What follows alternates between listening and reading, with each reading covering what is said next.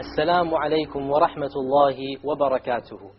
Welcome to another episode of our series, Tajweed, the art of reciting the Quran, where we try to teach ourselves the proper way to recite the Quran and thus be, insha'Allah, amongst the company of the noble and holy emissaries, the angels in paradise, as-safarat al-kiram, as the Prophet ﷺ described them. Allah Azza wa Jal has referred to the Quran by many different names in the Quran. So the Quran, the book that we're reciting, is in fact not just the Quran, it is more than the Quran. The Quran obviously is one of the most common names. In fact, it occurs more than 70 times in the Quran to describe the Quran. Who knows what the meaning of this word is, Quran? Quran means? You don't know. It means the recitation, from qara'a. Okay, it is the recitation because Allah Azza wa Jal recited it to Jibreel, and Jibreel recited it to the Prophet ﷺ, and the Prophet ﷺ recited it to the companions, and they have recited it on to us generation by generation, and it is being recited all over the world. There is not a single moment that occurs except that there are millions of people reciting the Quran, so it has every right to be called the recitation. Of the names of the Quran also is Al-Kitab, and this too is a very common name. Al-Kitab means that which is written down. And we know that the Quran has been written down by Allah Azza wa Jal in the Lawh al-Mahfuz, in the preserved tablet. And it was also written down by the command of the Prophet ﷺ and preserved by the companions until our times. So it is also referred to as Al-Kitab, means that which is written down. The Quran and the Kitab are complementary. They have different meanings which add to one another. To show you that the Quran is recited and written simultaneously. So in order to learn the Quran, you cannot just learn it from a book. You have to hear it recited to you as well. Okay? And of the names of the Quran is al-dhikr, meaning the remembrance. By the Quran we are reminded of Allah, reminded of our purpose in life, reminded of why Allah Azza wa Jal created us. Of the names of the Quran is al-Furqan, which means the criterion, that which differentiates truth from evil, falsehood, al-batil, from al-haq, that which is true, that which tells you what you should do and what you should not do. This is the criterion. And of the names is also at-tanzil, or that which has come down from Allah subhanahu wa ta'ala. And there are more names than this. So it is not just the Quran we're learning to recite, it is also the dhikr and the kitab and the tanzil and the furqan and so many other names. In our previous episode we had discussed the various letters that emanate from the tongue. And now we move on to another overall makhraj. Remember how many overall makharij, how many overall areas were there? 5 overall areas. The chest area, the throat, the tongue. We've discussed all of these in detail. Now we move on to the remaining 2 in today's episode. The fourth of these 5 areas is that of the lips. The lips, the shafatain. And Allah refers to them in the Quran, وَلِسَانًا وَشَفَتَيْن. We have given mankind a tongue and 2 lips, because this is where most of the letters of the alphabet, any alphabet, come from the tongue and the lips, or a combination of the 2. Now from the lips there are 4 letters that emerge, that come out. The first area of the lips are divided into 2 areas. The first is both of the lips, and the second is only the bottom lip. Okay, so using both of the lips, 3 letters come. Okay, 3 letters come. The first of these is the letter ba. Ba. Again, this is such a common letter, almost every language has it, so nobody really has a problem pronouncing it. And it is the same as the English B as well, ba. And the ba is produced when you put the inner part of the lips, the wet inner part of the lips, together. Ba. Notice it, you put the behind area of the lips, ba. You put it together. Okay, this is the first letter that comes. Let us look at it in the computer here. Notice that it is the lips coming together. Ba. Ba. Okay. The second letter that comes from both of the lips is the meme. The difference between the meme and the ba is that the meme uses the outer or the dry part of the lips and not the inner part like the ba. Now the meme, just for your curiosity's sake, information's sake, is the most common sound of all of mankind. There is not a single language except that it has the sound ma in it, because it is the most easy and common sound. And we have no problems pronouncing the meme. Everybody can pronounce the meme. It is the same in all languages. Okay. And the third letter is that of the wow. The wow. The wow occurs when you join the 2 lips together, but you don't make them touch. You make a circular sound, a hole, wa, wa. But you don't touch the inner lips together. So the ba, the meme, and the wow, These are 3 letters which, alhamdulillah, hardly anybody has any problems pronouncing because they are very common letters. And these are the 3 letters that come from both of the lips. Now there is also a letter that comes from only one of the lips. And this is the second area of the lips, and that is the lower lip only. And this is the letter fa. Fa. Okay, now the letter fa comes when you put the outer dry part of the lip together with the upper teeth. The fa. Notice, say fa, fa. You notice that the inner part of your lower lip, okay, the dry area, fa, it is going to touch fa, the upper part, okay? Look at it on the computer. Okay, we have the inner part touching the fa. You notice the fa touching the teeth there, okay? Now, the only problem that some people have with fa is that they confuse it with the English letter V. V doesn't exist in Arabic, okay, but it exists in some languages, the sound va. Now, va, the difference between va and fa is that va uses the lower part of the lower lip, whereas the fa uses the upper part of the lower lip. So the difference between fa and va is like 1 centimeter. So this is careful. Some people make a mistake of pronouncing a fa like a va, like the English V. But the English V occurs from a lower area. So once you understand that, then inshallah it should be no problem to pronounce the fa correctly. And alhamdulillah, these are the 4 letters from the lips. Very few people have mistakes with them because they are very common letters. The ba, the mim, and the waw, which comes from both of the lips, and then the fa, which comes from the lower lip. So these are the 4 letters that come from the lips, and this leads only one area where sounds come from, which we haven't discussed. And which one is that? The nose. We didn't discuss the nose. Now many of you will be just surprised. What sound comes from the nose? There's only one sound. We call it in Arabic ghunna.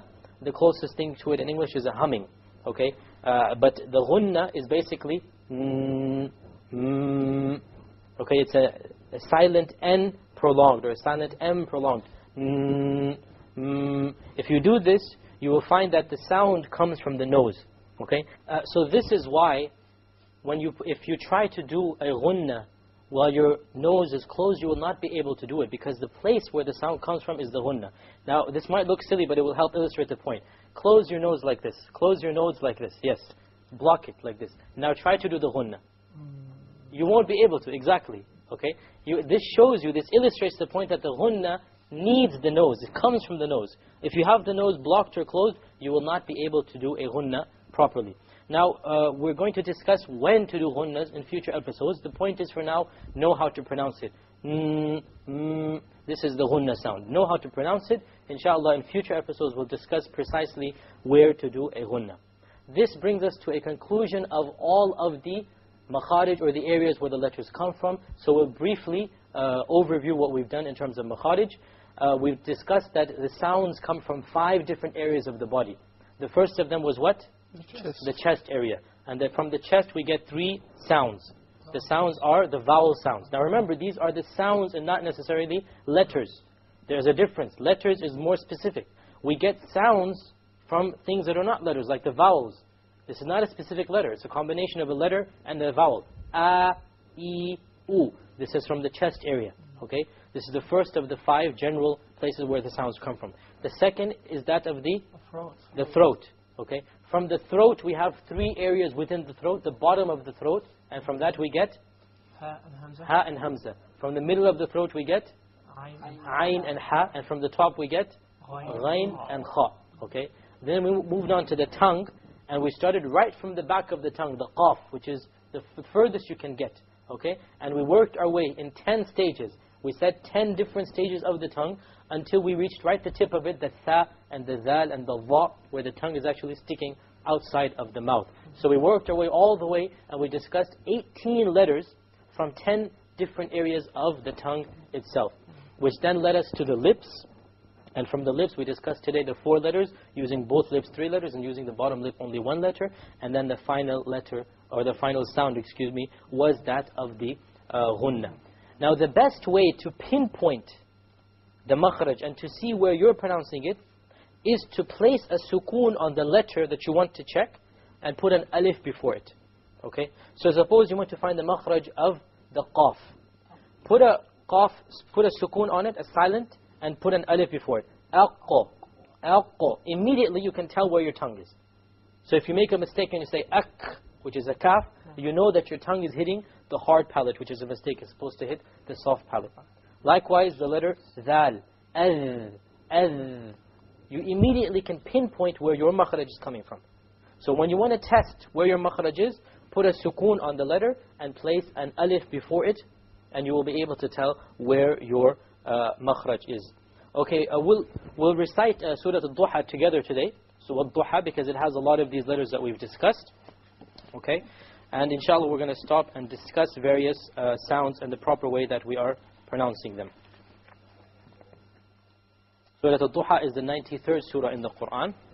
And in this print, which is the common print, it's on page 596. أعوذ بالله من الشيطان الرجيم. أعوذ بالله من الشيطان الرجيم. بسم الله الرحمن الرحيم. بسم الله الرحمن الرحيم. والضحى والضحى والليل إذا سجى والليل إذا سجى ما ودعك ربك وما قلى ما ودعك ربك وما قلى. Notice the kaf and the qaf. ربك وما قلى. Ka, qa. Notice this is one of the most common mistakes, is that the qaf is mispronounced. ما ودعك ربك وما قلى. ما ودعك ربك وما قلى. وللآخرة خير لك من الأولى. وللآخرة خير لك من الأولى. ولسوف يعطيك ربك فترضى. ولسوف يعطيك ربك فترضى. ألم يجدك يتيما فآوى. ألم يجدك يتيما فآوى. ووجدك ضالا فهدى. ووجدك ضالا فهدى. ووجدك عائلا فأغنى.